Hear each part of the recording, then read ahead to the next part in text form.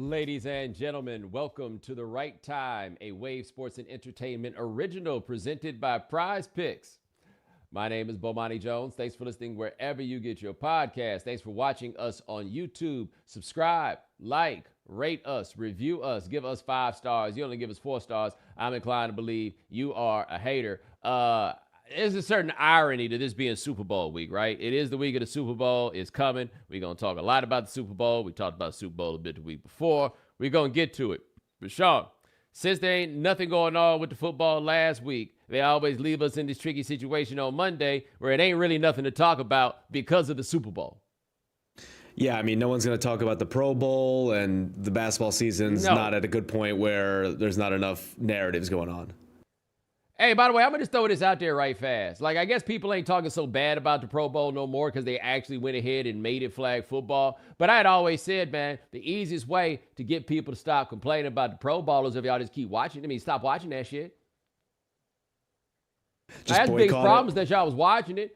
You don't have to do that. I think the NFL in a lot of ways would love to stop doing the Pro Bowl, except y'all keep watching it. And they stuck. They just got to keep on doing it. Got to keep going. Got to keep going. Got to keep going, man. I feel like it's almost like the Pro Bowls is chitlins. Like, don't nobody want them stinking up the house, but there's this one person that just love them every time they hit the table, right? That's y'all. Y'all love them, so the house got to stink. Like, that's the way you look at it. But we were so hard up looking for topics. Man, we got to talk about the rain in L.A., Sean. You know, the Grammys out in L.A. We're going to talk a little bit about the Grammys in a second, but you were telling me that it was flooding in L.A. And, Sean, you can tell the people what my question was. Yeah, you asked, is it flooding or is it just raining? Correct. And yeah, correct. I told Bomani before the show that I got an emergency alert last night that there's going to be flash flood warning. So everyone, the alert was stay inside. And, the roads were just wet. Never mind the fact that when I was in Los Angeles a couple of weeks ago, I pull up to the Wave offices so I can do the show. And Sean was being kind enough. I misunderstood. No, he was good looking out. I took him up on it this time. He came outside and he was standing in the parking space because they only got like a couple of them. And so he was standing in the parking space so I could pull the rental in. And that was real cool. And it was like unseasonably chilly in LA. I want to say that at that time, it was maybe something like 55 degrees outside. And Sean may as well have been wearing a Canada Goose. Sean was out there. Sean was out there looking like he was in the woo with that heavy ass jacket. Like, he looked like he was about to start freestyling on somebody's stoop in 1993. And I promise you, it was around 60 degrees. Yeah, it was a brisk 60, and it was also cold in the office. But yeah, Bo really flamed me. I left my jacket off the entire time Bo was in the office, and once he left, I put that thing back on. Hold on, I didn't flame you. That jacket was flaming you. That jacket was why you was hot. It wasn't that cold outside. And understand this. Sean from New Jersey, he's not even one of the natives, right? Who knew the world could turn into the place where my Houston ass is looking at Sean like, damn, dog, like maybe you need to go inside and do some push-ups, do something, get some chest hair or something. Like, do what you got to do to get yourself a little bit more gangster with yours. Nah, man, he was just out there. Just, wow. At least it didn't have a hood on it. It's crazy how I've been in LA for 7 years, and I've become so accustomed to this weather that I can't do East Coast winters anymore. I have to wear long johns everywhere I go. Hold up. You really be wearing long johns out there? There was a winter probably 2 years ago. I went into the city to see some friends. I had to put long johns under my jeans because it was like... Oh, okay. You mean when you up here? Yeah. I don't do it here. I don't do it here. Yeah, when I'm back. Oh, okay. That's what I was about to say. You walk around smelling like sandwiches and don't even realize it. If you walk around wearing long johns down there, no. That's not going to be it. But I did see somebody mention that they'd be curious to see how everything was going out there in LA with the Grammys, considering they said it was rain and wind. And again, it was being said as though it was some sort of typhoon, right? Or like one of those sorts of situations. Or is it a cyclone? I don't remember which one of them terms it is, but that's kind of the way that people was talking about that. And I just always have to check with LA. But I got to tell you this, though. It doesn't matter. In the same way it doesn't matter how much it snows, it matters how the people react to the snow. It is very similar when it comes to the rain, because I definitely once was out there in LA driving in the rain, and got into a car accident that did like $4,000 worth of damage to my car. I was on the way to a date too. I went and picked her up, and I still picked her. I couldn't barely see over that hood, but we was going to that movie, damn it. I damn near died to get here. You know what I'm saying? So anyway, what became clear to me about the rain in LA is that since it doesn't rain very much in Los Angeles, they don't have a lot of experience as to how you're supposed to handle such things, right? So in most places, when it starts raining, you're like, yo, I should slow down. It is raining. In LA, the outlook is it is raining. I should drive faster so that I can hurry up and get out of this rain. And it leads to all kinds of things, including me doing $4,000 worth of damage. Man, and let me tell you something. That night was gonna go a whole different direction if that hadn't gone down, man. I felt really confident about the direction that was going in. I don't know about the direction it was going in life, but I felt like it was gonna go good that Saturday night. I was 0 for 2 for that. I mean, and look, I was at a time where, man, scraping together that movie ticket money was not. I couldn't be sure of this. This was young me. It was a whole different ball game. But anyway, it was the Grammys. Sean, did you watch the Grammys? I did, and I will say I can't remember the last time I watched the Grammys, but this Grammys was particularly good. I tuned into the Grammys late. I saw some pretty enjoyable things that were going down in the Grammys. I missed the Tracy Chapman, Luke Bryan Fast Car early. I came back and watched it. I found it to be very entertaining. And I will get back to that in just a little bit. But I will say this. You have Tracy Chapman and Stevie Wonder on the same bill, and you are having a contest in that whose voice has held up the best. Right? Like, one thing about the Grammys and all these sorts of tours and everything else is you mess around and go see one of them old timers, depending upon what kind of lifestyle they had, you're not necessarily going to see the same person that you might have gone to see back in the day. Like Bob Dylan, I think you done seen 9 or 10 different Bob Dylans if you done seen Bob Dylan 5 or 10 different times, right? You know what I mean? Like, I don't know what brand he was smoking at the time that then would have the effect on how he sounded, but either way, there's, you may not think Bob Dylan ever could sing, but there's some songs he sang back in the day. I don't feel like he could even really entertain. Like, he tried to idiot win. I think he might kill himself trying to do that. I don't really think he got that in him no more. Stevie Wonder, it's past the point of like Stevie sounding like he has no degradation in his voice. It's like Stevie voice went to a whole nother place. Tracy Chapman sounded like it was 1988 up there, like 100%. And shout out to old boy Luke Bryan. He looked very, very happy to be in the same space as her. And he should be. It's just like an honor for Luke Bryan to even have that song and be able to sing it. And the crazy thing is Tracy Chapman had no earpiece in, no monitor, no nothing, just straight vocals. I did not realize that. I do, however, feel like Tracy Chapman is one of these examples of somebody that people talk about how much they love their music, and then you ask them to name a fourth song. And then it just kind of goes out the window. Like, they'll give you Fast Car. If you were of the time, they can give you Talking About a Revolution and or Baby Can I Hold You, which actually might be the best one out of all those, right? They can give you those. Then after that, it gets a little bit dicey. Like, there's some people, and it happens that when they come out or they drop, it's a moment, but they don't really fall off. It's just that you don't really be paying attention like that. You know what I mean? And I think that she inhabits that space for a lot of people. But I'm going to tell you what struck me about that performance of that song, right?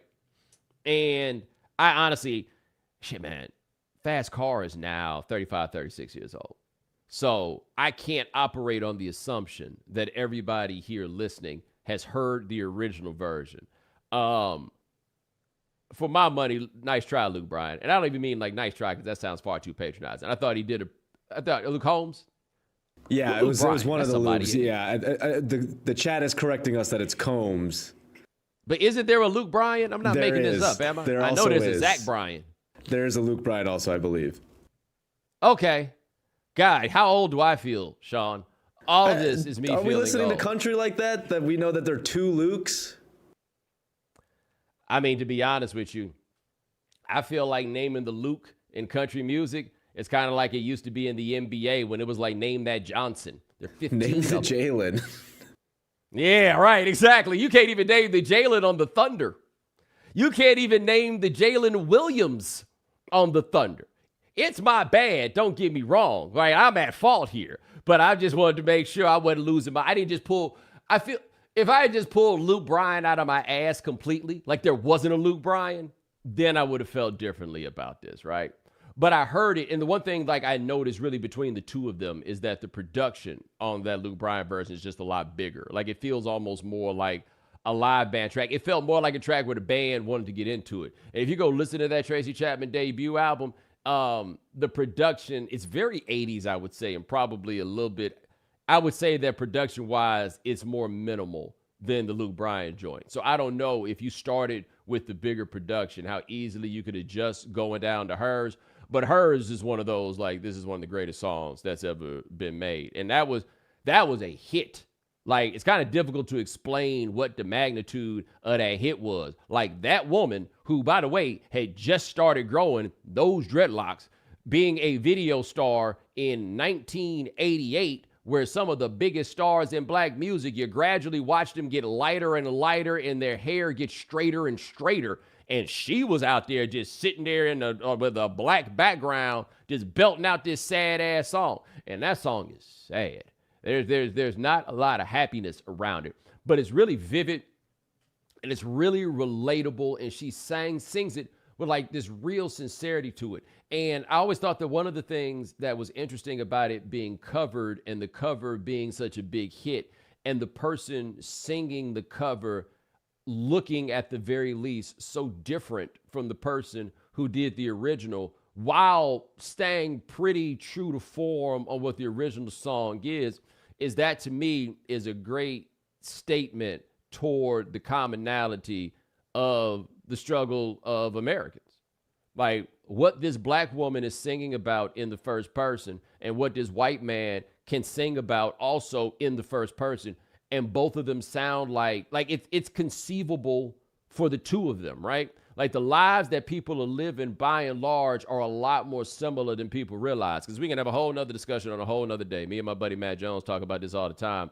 But poor white folks ain't really got nobody that's sticking up for them. And they so mess around and get ignored by so many people, right? But the struggle that he could express, like there's a great line, I think it was in a book about Van Morrison that I read, but it was a great line that said that the job of the singer is to bridge the gap between the songwriter and the song. Like you are the person to bring those two things together. And that those two people can so capably do that job that way tells you a lot about what the space is between a songwriter and a song in this particular case, right? It's something that a whole lot of people can get behind and a whole lot of people can understand and speaks to what a lot of people have experienced.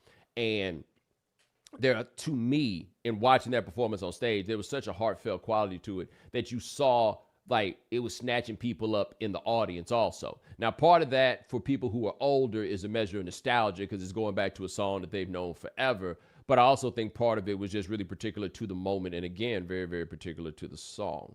I bring all that up to say, do you ever wonder if there are a room full of people of the music industry, right? And the industry is here to sell this stuff as much as anything else, but it's also a room full of creators. And you got to wonder if at some point they appreciated the irony of the fact that this song about an experience somewhere between the working class and the poor, right? It's somewhere in between those spaces. This story about that is the one that gripped that room more than any other. And then you look around that room, and I'm going to throw this number out there, Sean. $2 billion. Over or under, there was $2 billion worth of clothing and jewelry in that room. I would say over, just knowing who was in that room that night. And look, and understand this too. A lot of that jewelry is borrowed, right? But there's probably literally billions of dollars of clothes and jewelry in that room. And you got to stop and ask yourself, has everybody in here not realized that we've kind of missed the plot? You know what I mean? And, oh boy, you want to talk about me feeling old. Bill Maher did this thing the other night that I kind of agreed with.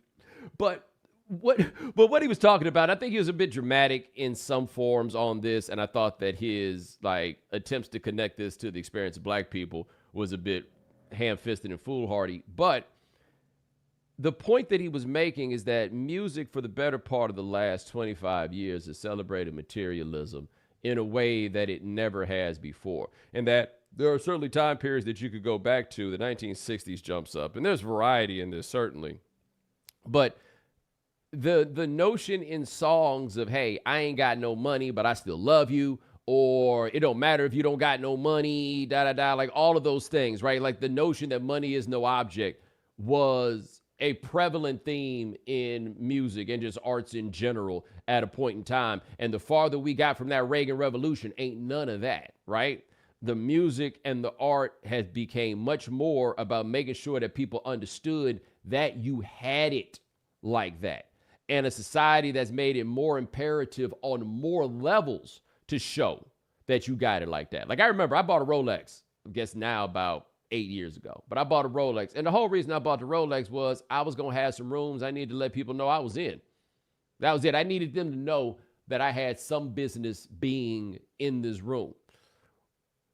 The materialism on all this stuff has gotten so broad and gone so far that it seems to me that just about any artist, no matter what stage of the game they are in, has got to be able to walk into this room looking like $1 million, even if you ain't got $1 million. Like somebody posted online, I saw it, a clip of when Diggable Planets won the Grammy for the Rebirth of Slick, right? And they went up there and they gave a classic 90s rap sort of speech that involved a shout out to the Nation of Islam. You know, it was a different time, guys. It was a different time.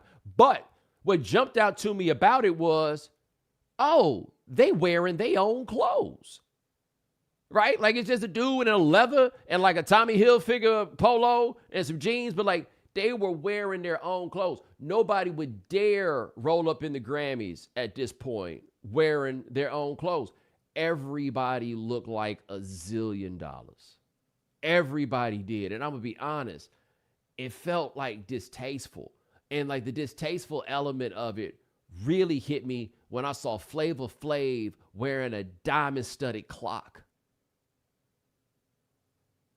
Like, you understand what I'm saying now about people, about us missing the plot?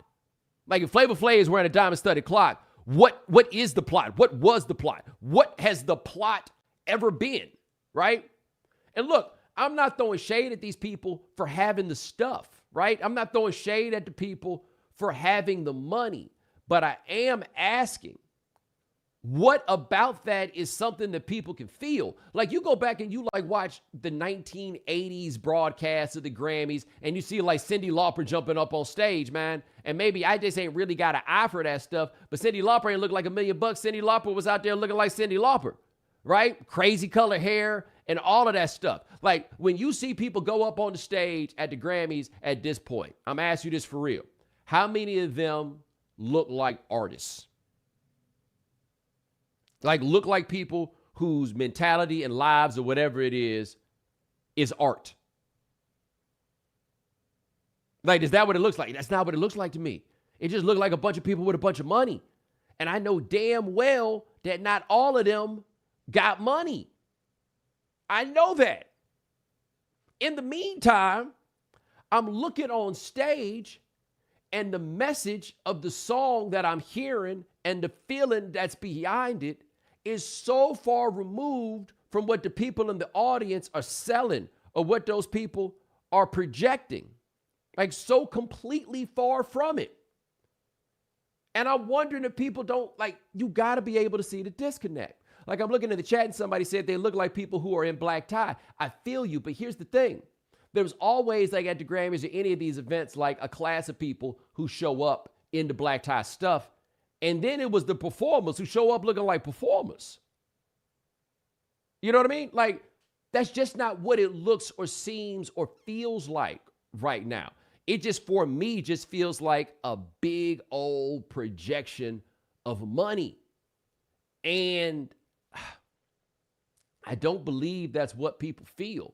I don't believe that's what people resonate with. And I don't believe that's what people feel. I don't think that's not where people are, right? But I do believe that it is where people think they are supposed to be. I do believe that it is where people feel like they have to be. And that was the thing that Mar was talking about in this is the music as an art form in this space does sort of indoctrinate people into believing that there is, in fact, a value to who you are based upon all of this stuff, right? And you can go look on Instagram and look at the ways that like parents indulge their children around all of this stuff. Like these prom pictures that you see with kids wearing like Louis Vuitton tuxedos and stuff like this to the prom. You're 17 fucking years old, man. Who's paying for this shit, right? But you do it if you believe that this is what's necessary to make them kids feel like they somebody. If they're surrounded in a world that make it seem like you not somebody if you don't have that stuff. And we've lost the plot. That's just all it comes down to. We have totally 100% lost the plot where I don't even see no real live actual don't give a fuck weirdos at the Grammys. Right? The recording arts. That's who them people are supposed to be. Right? And so whenever I turn to the Grammys and I see all the people and I see how they're dressed, I really, like, I'm at the point in my life where I'm kind of like, nah, man, I don't like how this feels. And again, I'm saying this is somebody who got the money to play like that. Like, I can't do it all the time. I can't do it like all the way out like somebody huge, but I'm not saying this is somebody who can't do it. I'm saying this is somebody who can do it, and that's the reason why I don't understand why you feel like you got to. Or I don't understand what it is that you, like, is that the place that everybody wants to get to, I guess is my question. Like, not just to do it once to say you did it, right? Like, is that really the place that everybody wants to get to? Because I'm just telling you right now, the people who want to get to those places that badly, they don't really make good music. They never have. They never, ever, ever have. And so when I think myself personally about music that I personally am far less interested in than I've ever been before, right, that I am less likely to go seek out, where I feel like it's harder for anything to cut through than it has ever been for anything to cut through, right, where all these people that folks think are famous struggle to sell concert tickets because they realize people are willing to follow them on an app, but they don't really care. Look at what brought down the house on that stage. Look at the people that make the stuff now.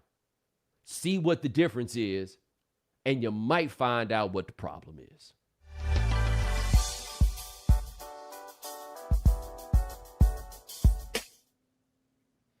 So, Sean, I may have made a little bit of a mistake today.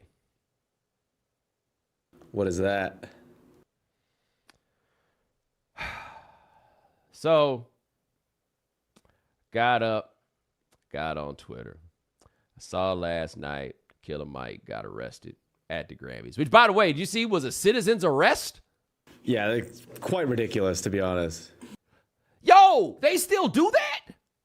I had no idea. I'd always know if, like, if you do a citizen's arrest, you probably have to scream it out. So I'm like, that's kind of embarrassing. Someone being like, citizen's arrest, citizen's arrest. Well, I want to know who the citizen was that had their own handcuffs. You see what I'm saying? Like, that's what I couldn't. So was it a citizen's arrest, or did the citizen go, like, do the ultimate, I'm going to call the manager?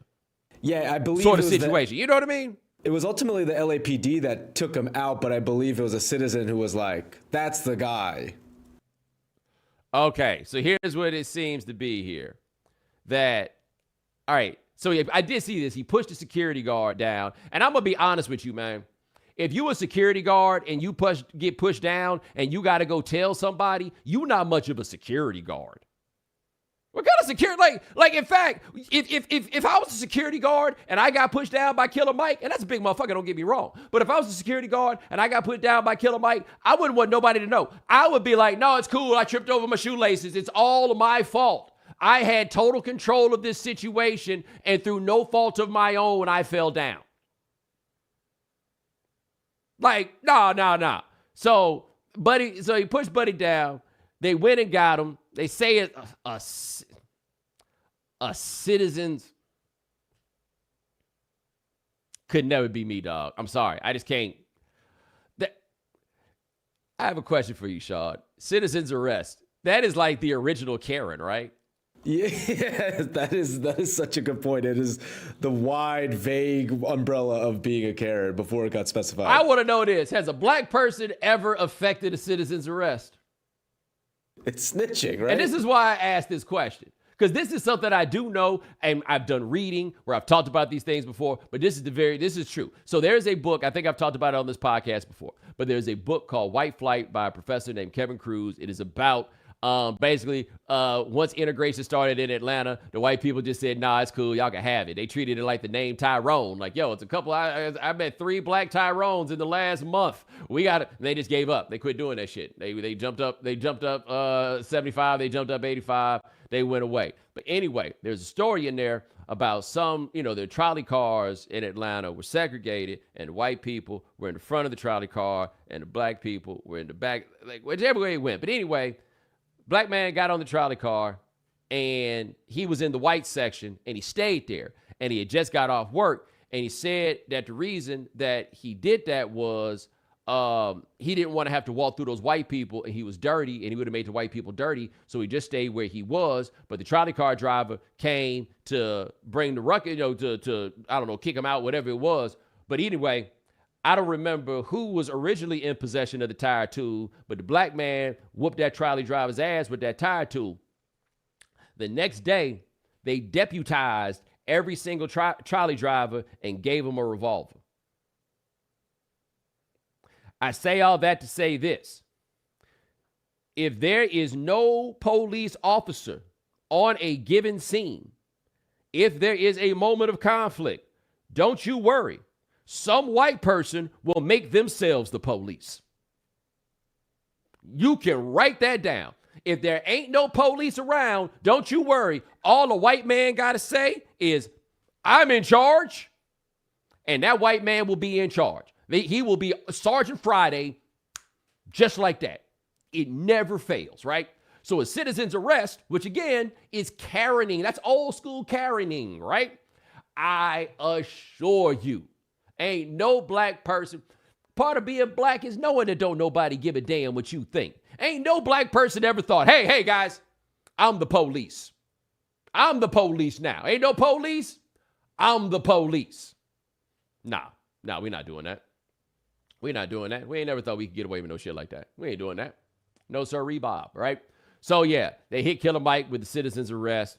And I know people down on Killer Mike. And by the way, he's earned it to a degree. He's got very Atlanta moderate politics, which is things that can sound very revolutionary at times, but also involve a lot of shoulder rubbing with a lot of white people and a lot of white money.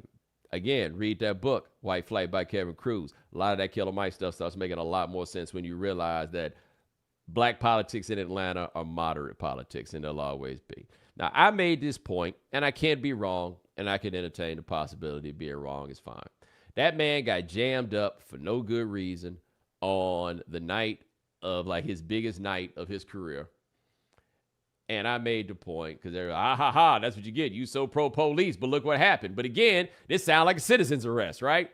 I don't really think that Killer Mike is as pro-police as people make him out to be. Now, I had a very good friend of mine who knows these things hit me, but no, Mike is definitely pro-police. Okay, cool, right? My argument was the dude that says, where my brothers and my crippers and my blooders, when y'all gonna unite and kill the police, motherfuckers. That dude is, I'm not calling that guy pro-police. Now, you can say that is just rhetoric and music and that it's changed. I think that's all fine. There's something there. I am still inclined to believe these things are not quite as binary. And even if they were binary, I'm not laughing at what happened to that dude because I just thought it was all around not cool, right? That's just me. But anyway, start getting into that. Not in the greatest mood, and we have acknowledged that tweeting is a bad mood activity at this point in life. And so I guess I kind of kept going with that. And I got to talking about Jay-Z. I had seen Jay-Z's speech when he got his the Dr. Dre Global Impact Award. And I'm going to ask this question, right? And I say this as somebody who's a big Dr. Dre fan. I just spent $200 for a vinyl copy of 2001, all right? I mean, I'm there, right? What was Dr. Dre's global impact that was positive? Got no What you clue. got? It's What you got? truly I'm no just clue. asking. Just for everybody out here. Just tell me, what was the global impact? Like, he made himself $1 billion off some headphones. All right? Cool. I'm asking you, what is the global impact that Dr. Dre had by making them beats? That's it. That's all I'm asking. That being said, Sean, did you see that they named the Basketball Hall of Fame named an award after Cube? I saw that. That was something.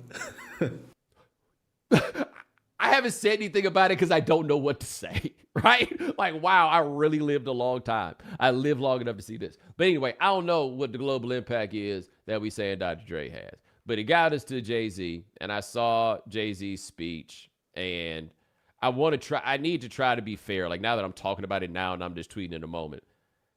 I said this on Twitter, and it may have seemed snide, but I do think this is the truth. And I say this as somebody who does this. I don't really prepare speeches. All right, I've been doing these things that I do on these microphones for so long, it don't even feel right to me. I don't really prepare speeches. Jay-Z does not write down raps, right? And so I'm assuming that in a very similar fashion to me, he is inclined to give him a speech to give. He's just going to give that speech off the top of his head. Except a thing happened, which is Jay-Z, like one of the cool to the marrow of his bones dudes, was up there nervous. And he was kind of all over the place to the point where he even copped to being nervous, right? And he's got his 12-year-old up there and he's holding her hand and all of this stuff. Like, he was a little shook up by the moment, which, I mean, I absolutely found to be surprising. And so it's kind of all over the place in the things he's talking about. And he's talking about how in 89 they boycotted because the rap Grammy was not on television, but then they watched it on TV, and he was like, they didn't do a very good job. But boy, it wasn't a great boycott. But then he says in 98 when he boycotted it because they didn't give DMX a nomination, which I found that to be a strange rationale in 1999 or 2000. It didn't really make a lot of sense to me, but it was like, all right, whatever.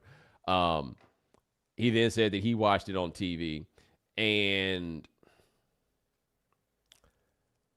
I have always seen Jay-Z as a person who wanted to get very, very far from where he started, because where he started was like a painful sort of place, right? Like, there's an affection he clearly has for where he came from, but also a clear desire to get as far away from it as he possibly could. I mean, if you're going to keep it real, he helped to build that arena down there where he's from. Like, that was a thing.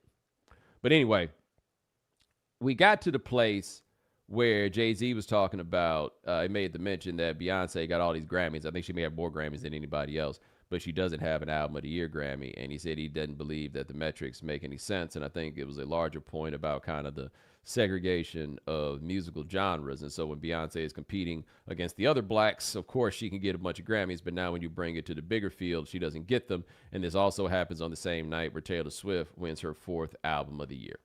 I have heard people say that they find it to be absurd that Taylor Swift could have 4 Album of the Year trophies. I believe that may be true. I have never listened to a Taylor Swift album, so I am not the person to tell you. I can't answer this. I can tell you this though, and I feel like confident in saying this. Beyonce has put out 2, maybe 3, I'd say 3. She's put out 3 albums, starting with the self-titled joint, going to Lemonade, and then Renaissance. I feel like she's put out 3 albums that are of that caliber where you hold them up and you say to yourself, hey, this is something that you think about in the context of Album of the Year, right? The 2 times that she submitted her album to the Academy for this, because I don't think she submitted Renaissance. The 2 times she submitted to the Academy, she did not come up with a win. Guys, it's not that crazy, okay? Purple Rain didn't win Album of the Year. We got a long list of things that have not won these awards at the Grammys, right? I would think, and this is just something interesting to me about artists, and you can say that artists are different than the rest of us. That's fine, but I work in a field where they give out trophies for this stuff, right? I would think that after you've been doing this for a long time, you would recognize that the way this voting goes is entirely political. Like, I remember the Grammys in the year 2001. I believe it was 2001, but it was whatever year that Santana got all those Grammys. That wasn't really so much about Carlos Santana.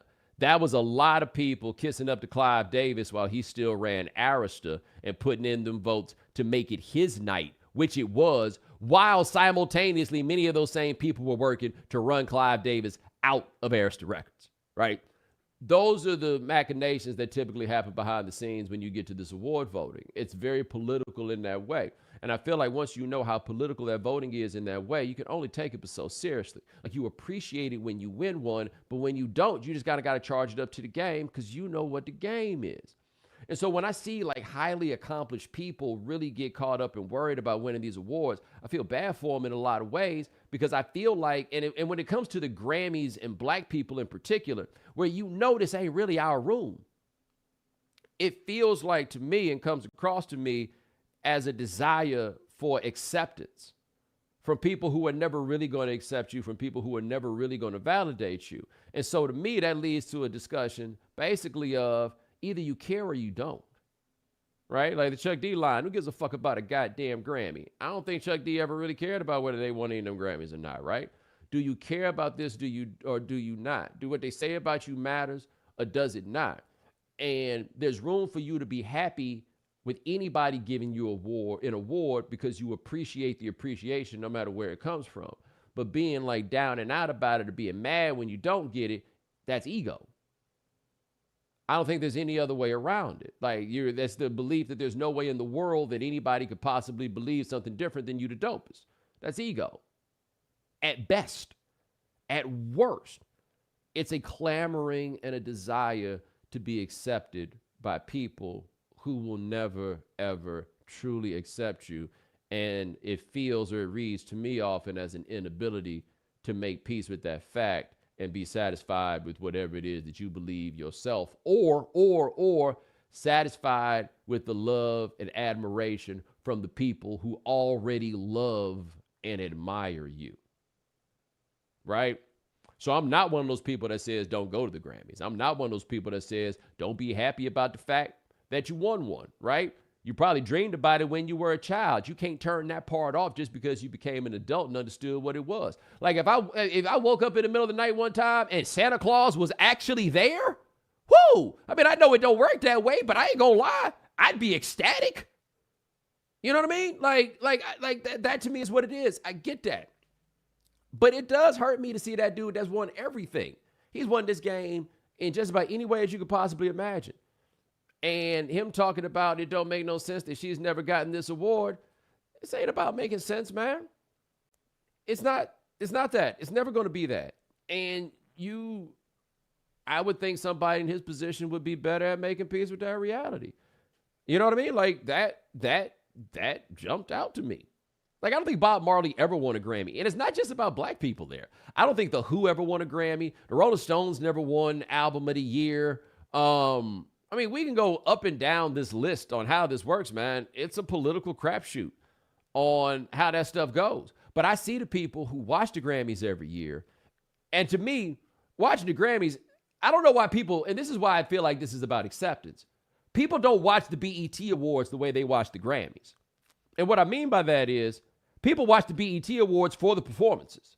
And if your favorite doesn't win a BET award, I've never seen like a supreme outcry about who did or did not win at the BET Awards. You just talk about whether or not you like the performances. I watch the Grammys in the same way. You're going to get some great performances, some stuff that's like once in a lifetime type stuff that you're not going to get. You're not going to get Prince and Beyonce performing together in too many places, right? I got that at the Grammys.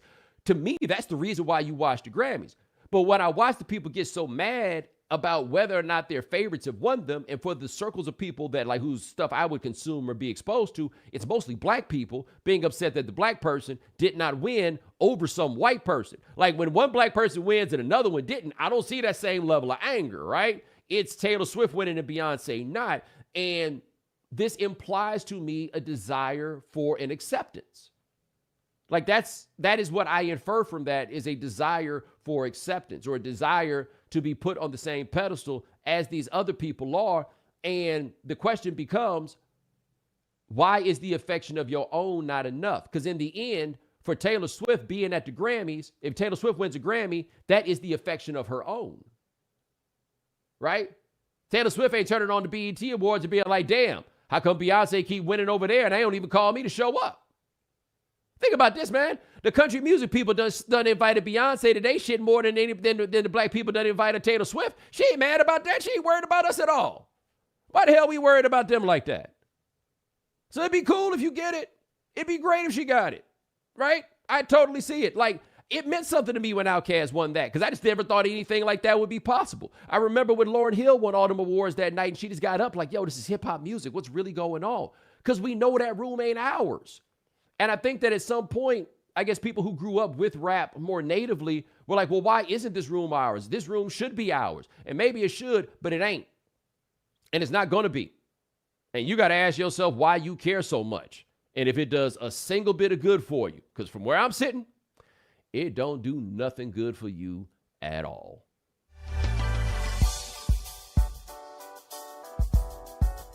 Big game is right around the corner. Prize Picks is the easiest and most exciting way to turn every game-changing moment into 100 times your money.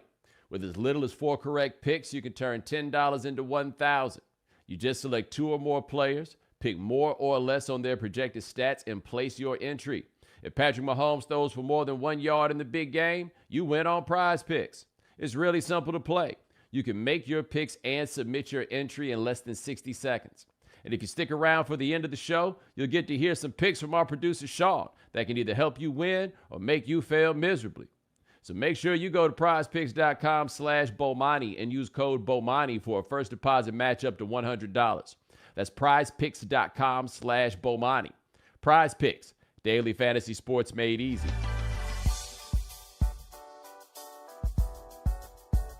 This episode is brought to you by BetterHelp.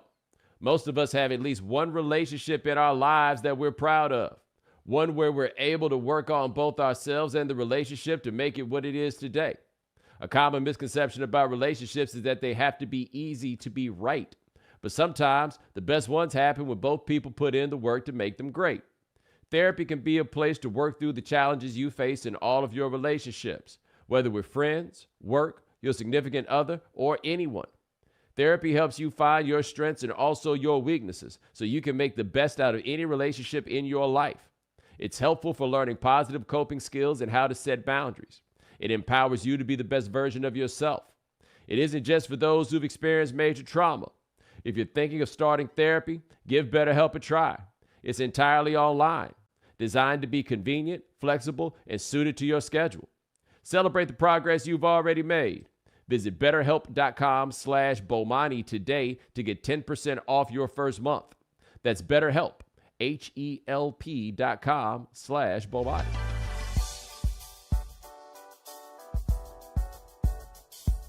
If you were like me and watched the playoff games with your friends who might have gotten a little too rowdy, you can agree that it can be an exhausting experience. So when it's time to start another big week, celebrate Hydration Monday with Liquid IV. Liquid IV can help you feel revived and ready to take on the new week. Liquid IV is super easy to use.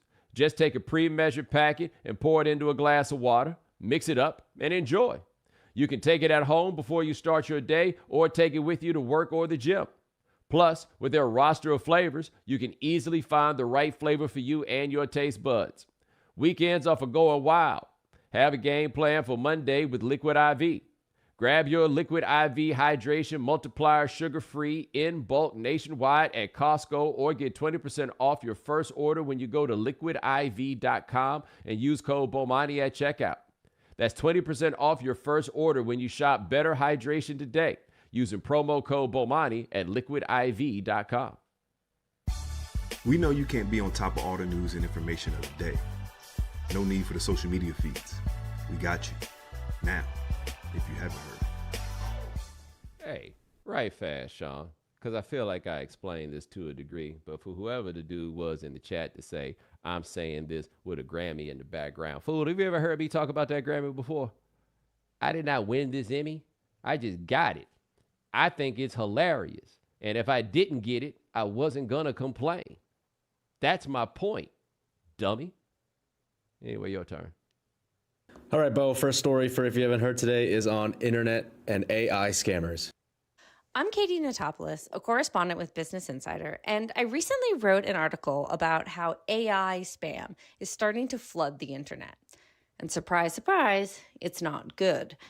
So, when large language models like ChatGPT were exploding in popularity about a year ago, one fear that many people had was that this was going to lead to an increase in AI generated spam. Just in the last few weeks, I saw a couple of examples of how this fear was really starting to become a reality. So, first, a site called 404 Media, which is a new tech journalism website with original reporting, discovered that they were the victims of what's called SEO theft.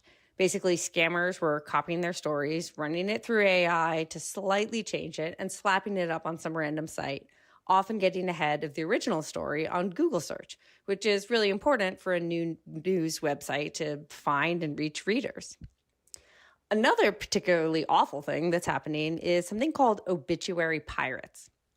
So basically, scammers will track Google searches to notice if there's a spike around a name and the word death or obituary, and they'll use AI to generate a quick and often wrong obituary for that person, sometimes even a YouTube video where they're just sort of talking through it. And this has been happening for a while, but AI has supercharged this kind of spam, which, as you can guess, is particularly ghoulish and often painful for grieving families. So what these have in common, these two examples, is that they're trying to game Google. Getting to the top of search results for a topic or a keyword can be really valuable. You can run ads against it, and you might only get a couple cents for that obituary of a random person, but if you do enough of those and it costs you nothing to do, you can make a couple dollars. So Google has said it's aware of this and is working to stop it. But for now, the scammers are one step ahead, and it's making the internet a little bit worse for the rest of us. Whenever I hear this stuff about AI, I think about something that my sister, she used to teach a class, and it was a class that, well, I guess those details don't really matter, but I'll just always remember that in that class they were talking about like implication and inference, and it was one of the students, and he was from somewhere in Africa.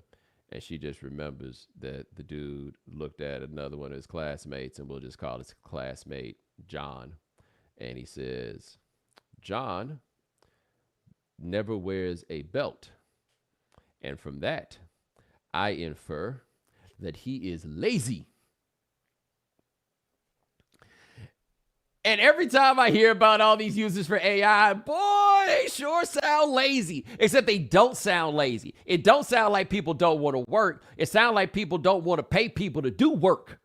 That's all it comes down to. Like all this stuff, you don't need AI to write no damn, obituary for nobody. You don't need that. That is not allowing us to do something that we couldn't do or something that was really that hard. What it does is stop you from having to pay somebody to do it. That's what it stops you from. Just your friendly reminder at every turn. Nothing is more undervalued in our society in this day and age than people. People. We are going to be complicit in our own destruction because all we're trying to do is find a way to show that you don't really need people that much now, do you? All right, Bo, our next story is on caffeine. Panera's Charged Lemonade has been all over the news because its high caffeine content has allegedly led to the deaths of 2 people and made 1 person seriously ill. All the controversy around it has called attention to the old question: how much caffeine is too much? The problem is it's virtually impossible to define this in discrete terms.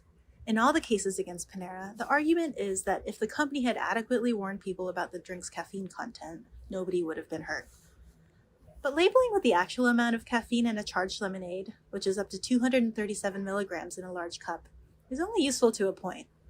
People just aren't used to thinking about caffeine in numerical terms.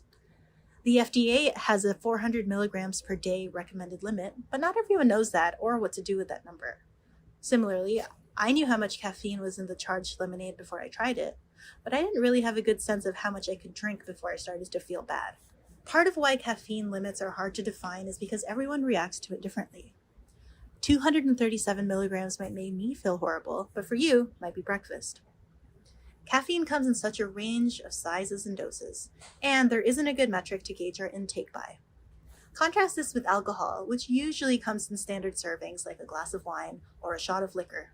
This helps us keep track of how much we're having. We don't have that metric for caffeine, and we probably never will. This wasn't a problem in the past because caffeinated products came in relatively low doses, like the caffeine in a coffee or a can of Coke. But now we're in the age of energy drinks and other highly caffeinated products, so it's way more possible than before to consume too much. Doing so could lead to caffeinism, a state of toxicity that in some cases can be fatal. For now, without any good way to track our caffeine intake, our best option is to learn our limits with individual products, one sip at a time.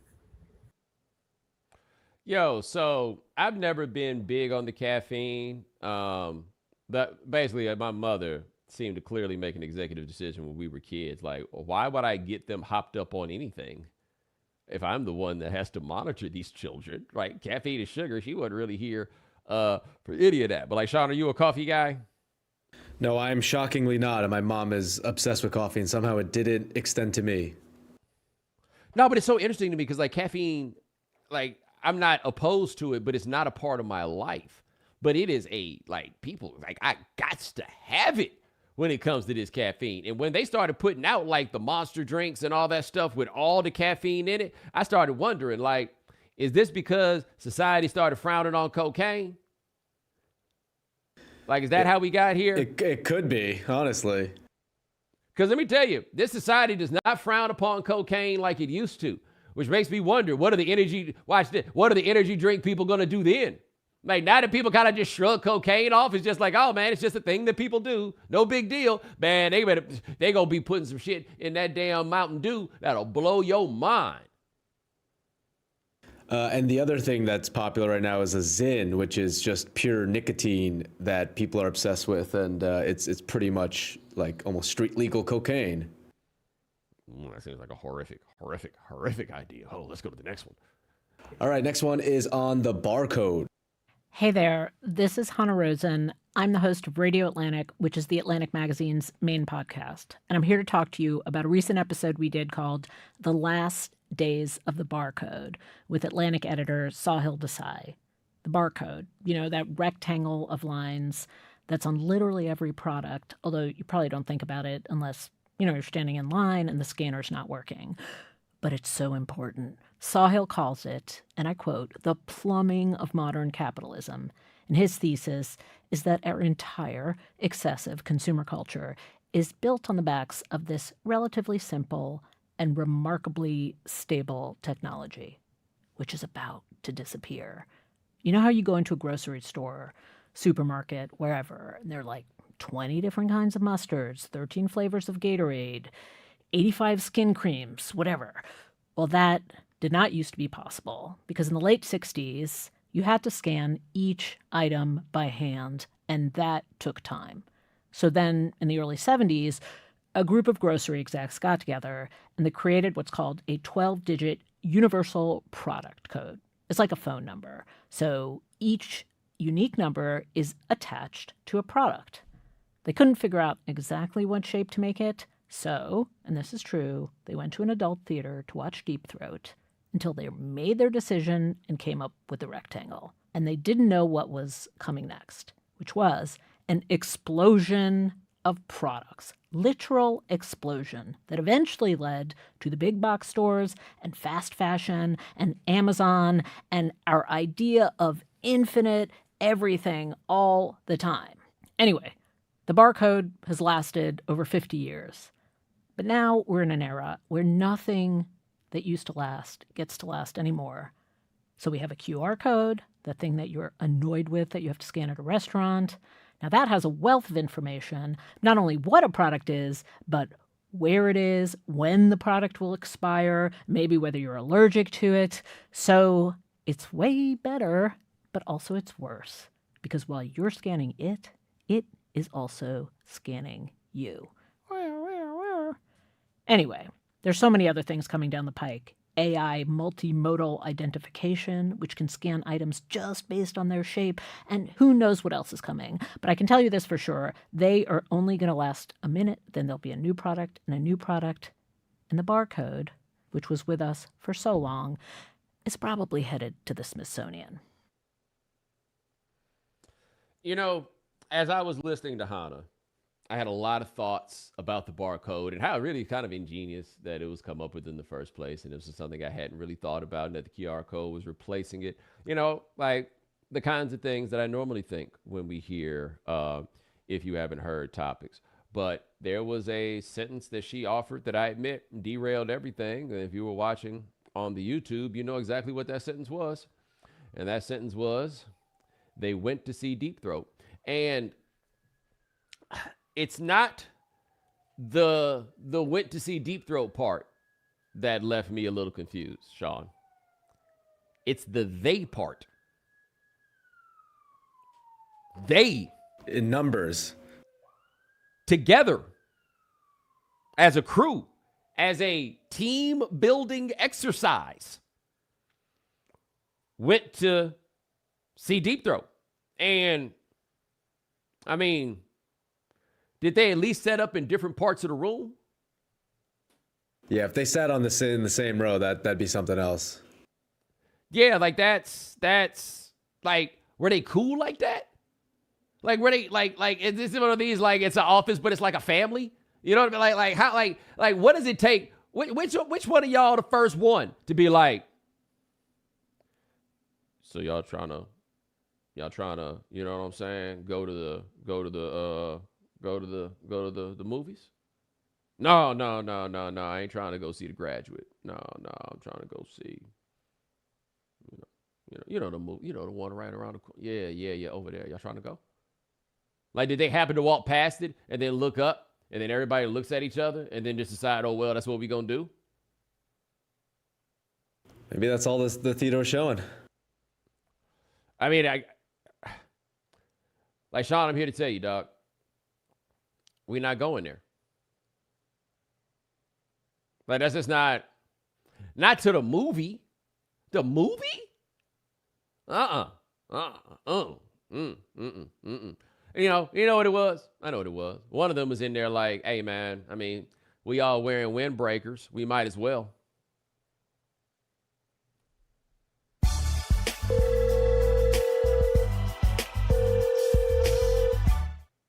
All right, you asked the audience the Super Bowl stories that they have, and you mentioned the Falcons. Obviously, I was on the narcotic around that time, so these stories are quite triggering for me. But here's the first one about that Super Bowl, Bo.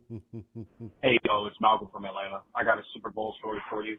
Obviously, a Falcons fan, freshly 21. My dad took me to a Super Bowl party in Vegas at the Paris Hotel, actually, one of the big Super Bowl parties. Got the free drinks, free food, all that fun stuff. So, we roll up to the party.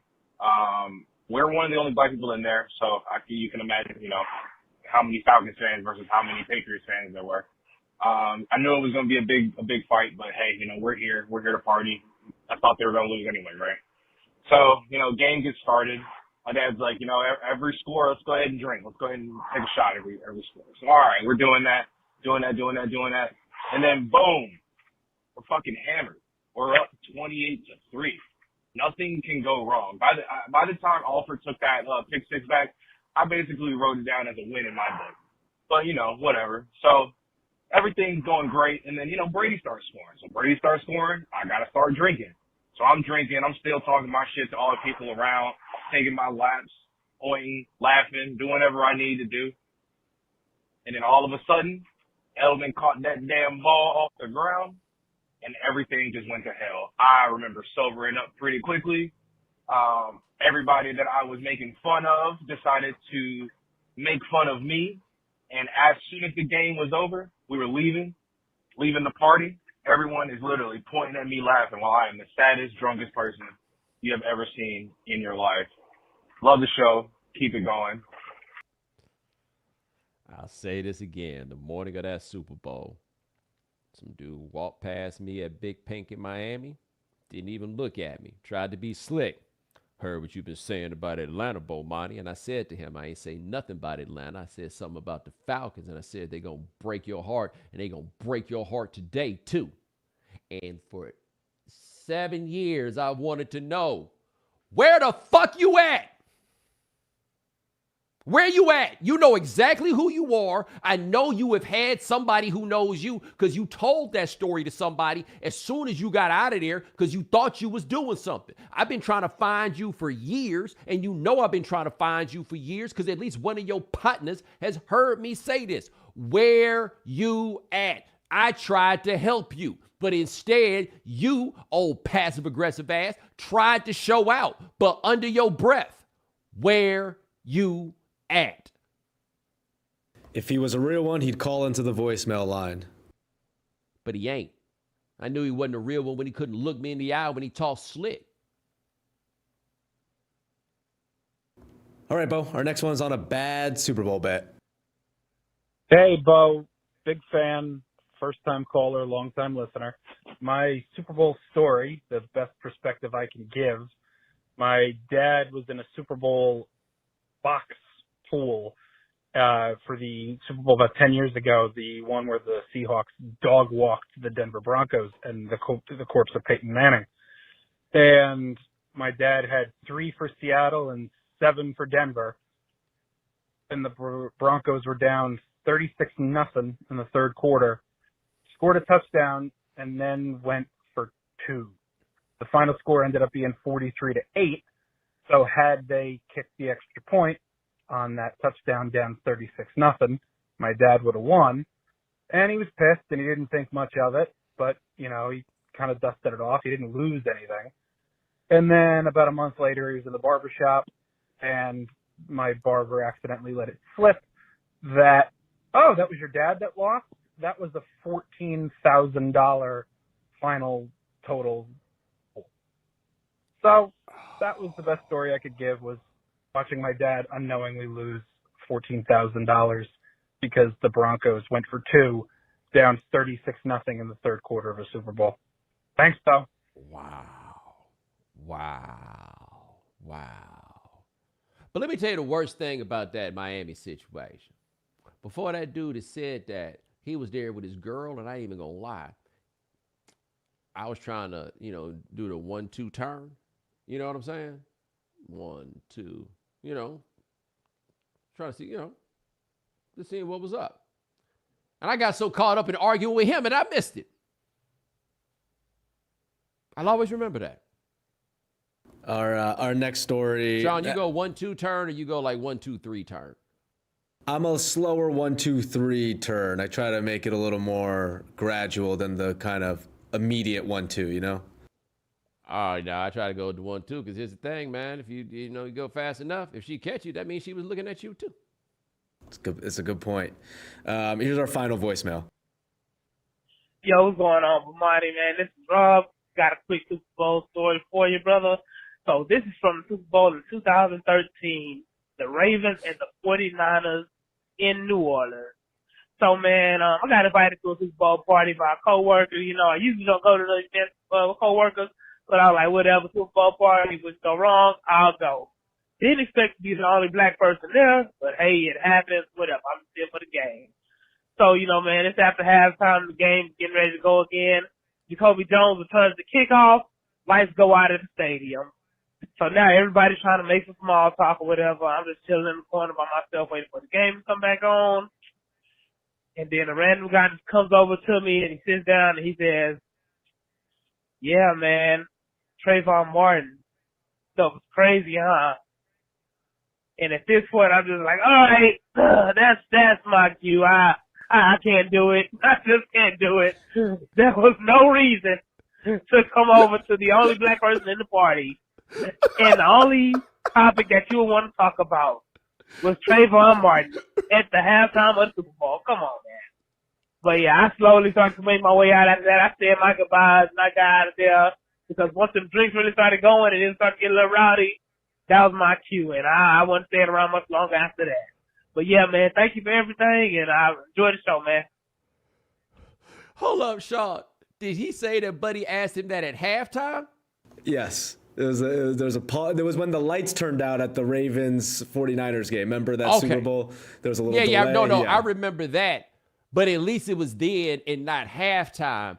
Because I don't know if you remember what halftime was that year. Beyonce did halftime that year. And it was that time. Somebody in the chat room can probably put it up, and hopefully they will before we shut this down. But Beyonce did this thing with her finger that, like, it was, take my money, my house and my car. Like somebody throw a link to it or something. I'm going to talk slow in this as long as I can, because hopefully somebody can put this in here, because I know one of y'all knows exactly what I'm talking about. No, not the Formation show. It wasn't that one. That was the one in San Francisco. This is the one at the Superdome, and she was in the black, and it wasn't nothing about no Black Panther. It wasn't nothing about no revolution. It was about, whoo, for one hit of you. Like, I was just like, yeah, you have it all right here. Right here. Like, if you ever been there where it's just like, yo, I mean, we was about to leave the club anyway, but you had a rest. It was one of them situations. Good. Whew. Man. Damn. All right. But, ladies and gentlemen, I want to let you guys know the right time is going to be at the Super Bowl this year, but that means we got a bunch of stuff going on in terms of how we're going to schedule or whatever. But we're going to go live on Wednesday with a special guest. We're also going to record a special Foxworth Friday with Dominique in Vegas. So subscribe to the YouTube channel. Follow us on Twitter to be notified when we go live on Wednesday. We don't know the exact time, but don't you worry. It is going to happen. Well, Sean, get the people the Prize Picks. Shout out to Prize Picks for helping us get to Las Vegas for the Super Bowl. Here are my picks. We're going NBA. Oh, good looking out. Yeah, you know, they're always supporting us. Let's go Jonathan Kuminga, 19 points. I'll take more there. He's been on a nice roll. Trae Young, 10 assists. He averages 10.9, so I'll take more there. And Brandon Miller, 30.5 points, rebounds, and assists. He's on a very good 4-game streak, so hopefully this makes some money for you. But otherwise, we'll see you guys in Las Vegas. Yo, Brandon Miller is officially tired of all that losing. Have you noticed that? He's sick of it. Whereas everyone else on the team is probably still laughing through 30 blowout games. Yes. No, he is always some dude who's never done all this losing before in his life, right? And then he gets to the NBA on a bad team and he learns, oh, buddy, there's a lot of losing to be done here. And to the good folks in the YouTube chat room, Bo Jones care if don't nobody else care. I just hit him with the link. But, ladies and gentlemen, thanks so much for joining us here on The Right Time. We do this 3 times a week. The Sean Yu handles everything behind the scenes. Thank you, sir. Also, thank you to our If You Haven't Heard contributors. Thanks to Katie Natopoulos of Business Insider. Check out her story on AI spam ruining the internet like it isn't ruined already. Thanks to Yasmin Tayag of The Atlantic. Check out her story, Caffeine's Dirty Little Secret, at theatlantic.com. And thanks to Hannah Rosen of The Atlantic. Check out her story on the last days of the barcode at The Atlantic. Remember, follow The Right Time. Subscribe, follow us on YouTube. Subscribe, like, rate us, review us, give us 5 stars. You only give us 4 stars, I'm inclined to believe you are a hater, and we will talk to you guys in a couple of days. Shout out to all you who just saw the link in there. Somebody said, where the link? I put the link in the chat. It's right there, baby. Give it a look. Take it easy.